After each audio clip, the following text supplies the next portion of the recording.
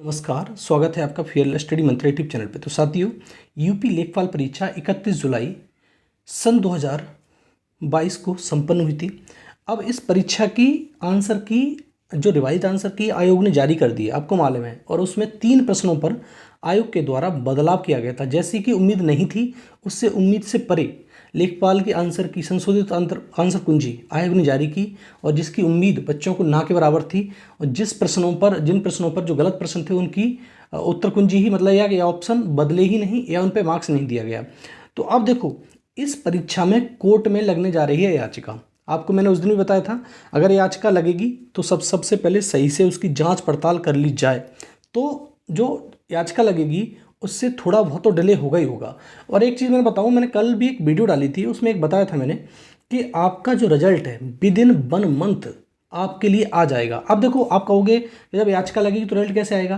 देखो, याचिका अपनी काम करती रहती है, रिजल्ट आ जाता है। अगर रिजल्ट आ जाएगा, अगर कोर्ट में याचिका चल रही है और कोर्ट ने ही कहा, बहुत समय लगता है कोर्ट में, तो भाई सीधी बात है, समय कोर्ट में लगता है समय, और कोर्ट में समय चलता रहा केस, और बहुत दिनों बाद, मतलब मान लो 6 महीने बाद, 8 महीने बाद कोर्ट ने ये कहा कि आपका ये प्रश्न गलत है, इस प्रश्न को तब्दीली किया जाए, तो जो आयोग है वो क्या करता है, उस प्रश्न पर बच्चों को जिसका जेन्यून है उसको नंबर दे देता है, और कुछ नहीं होता है, और जो अपना काम आयोग करता रहता है। ठीक है, तो आप एक चीज़ मान के चलो, आयोग अपना काम करता है और कोर्ट अपना काम करता है। हाँ, फाइनल रिजल्ट देने में दिक्कत हो सकती है, जबकि कोर्ट का फाइनल डिसीजन ना जाए तब तक फाइनल रिजल्ट नहीं आता, ये मान के चलो आप।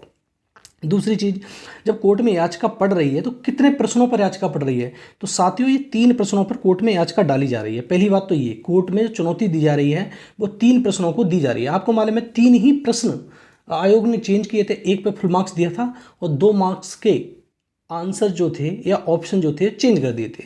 अब देखो, अगर ये याचिका मंजूर कर ली जाती है कोर्ट के द्वारा, तो क्या एक बार इसकी उत्तर कुंजी और जारी हो सकती है। ये मैंने कल भी बताया था कि इसकी उत्तर कुंजी एक बार फिर से जारी हो सकती है।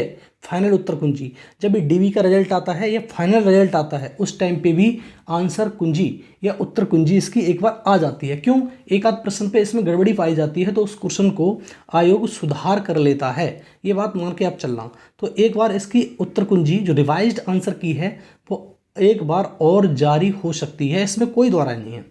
ठीक है, और कुछ लोग इस पे याचिका डाल रहे हैं साथियों कि लेखपाल परीक्षा रद्द करवाने के लिए याचिका डाल रहे हैं। तो एक बात आप सुन लो मेरी कान खोल के, 100% श्योर है ये कि जो भी व्यक्ति लेखपाल की परीक्षा को रद्द कराना चाहता है वो परीक्षा कभी भी अब रद्द नहीं होगी।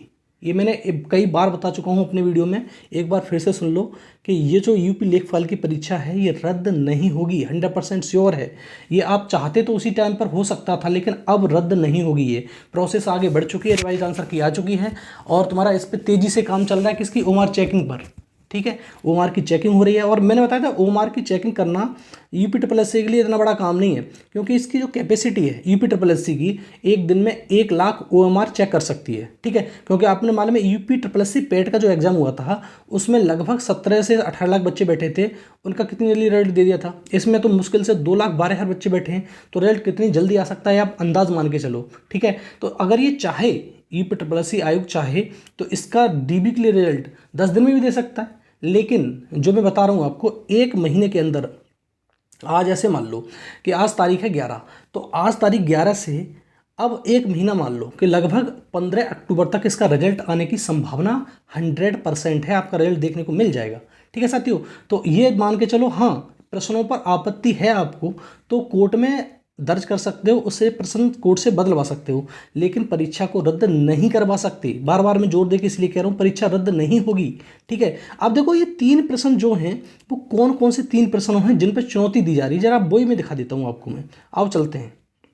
देखो साथियों, एक प्रश्न ये जिसने आयोग ने इसका आंसर चेंज किया, इस पे भी आपत्ति डाल रहे लोग। कौन सा वाला, सबसे लंबा राष्ट्रीय राजमार्ग कौन सा है जो उत्तर प्रदेश से होकर गुजरता है।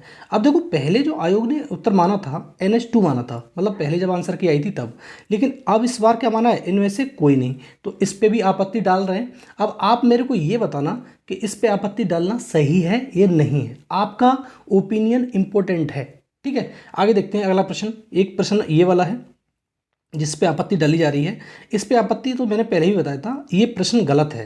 ठीक है, निम्नलिखित में से कौन सी योजना दुर्व्यापार और व्यावसायिक यौन शोषण के पीड़ितों के दुर्व्यापार की रोकथाम और बचाव, पुनर्वास एवं पुनः एकीकरण के लिए है? तो ये जब आप योजना देखोगे तो ये उज्ज्वला योजना तो है, लेकिन इसकी स्पेलिंग मिस्टेक थी, जिसका आयोग को संज्ञान लेना चाहिए था और सबको फुल मार्क्स देना चाहिए था, लेकिन आयोग ने ऐसा नहीं किया। इस पे याचिका पड़ रही है। तो क्या साथियों, आप मेरे को कमेंट बॉक्स में लिख के ये बताना कि इस पे याचिका डालना सही है या नहीं है। ठीक है साथियों, तो दूसरा प्रश्न ये है, और एक तीसरा प्रश्न एक और है।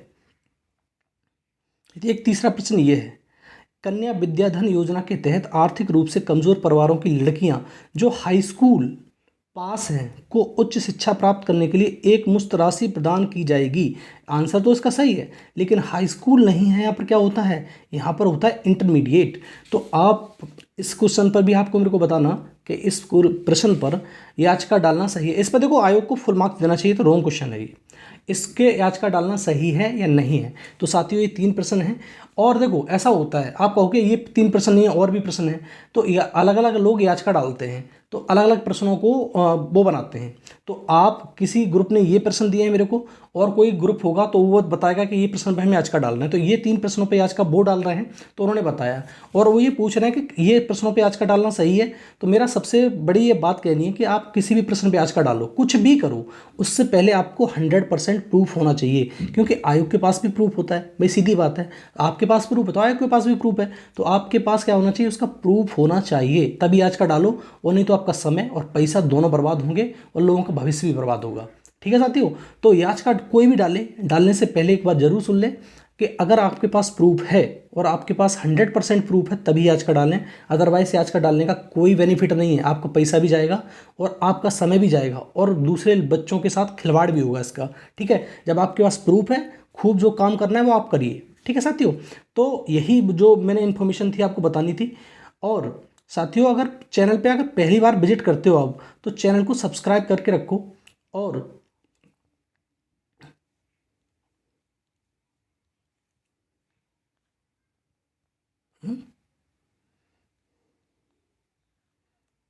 क्या है